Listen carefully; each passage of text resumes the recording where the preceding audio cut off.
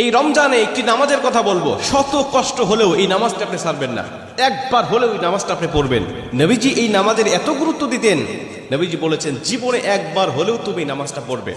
এই হাদিসটি ইবনে মাজাহ শরীফের, তিরমিজি শরীফের এবং আবু দাউদ শরীফের 1297 নম্বর হাদিসের মধ্যে এই হাদিসটা বর্ণনা হয়েছে এই নামাজের কথা। নবীজি তার চাচা আব্বাস রাদিয়াল্লাহু তাআলা আনহুকে ডাক দিয়ে বলছেন, চাচা আমি আপনাকে এমন একটি নামাজের কথা বলছি, এই নামাজটা আপনি প্রতিদিন একবার হলেও আপনি আদায় করবেন। চাচা যদি প্রতিদিন সম্ভব না হয়, অন্তত সপ্তাহে একবার হলেও আপনি নামাজটা পড়বেন।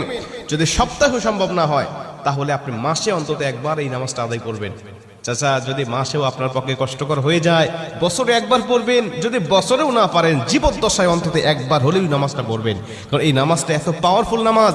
এই নামাজটা আদায় করার কারণে আপনার প্রকাশ্যে অপ্রকাশ্যে যত গুনাহ করেছেন, আপনার ইচ্ছায় অনিচ্ছায় যত গুনাহ করেছেন, আপনার অতীত জীবনে যত গুনাহ করেছেন, সব গুনাহ আল্লাহ আপনাকে ক্ষমা করে দেবে। চাচা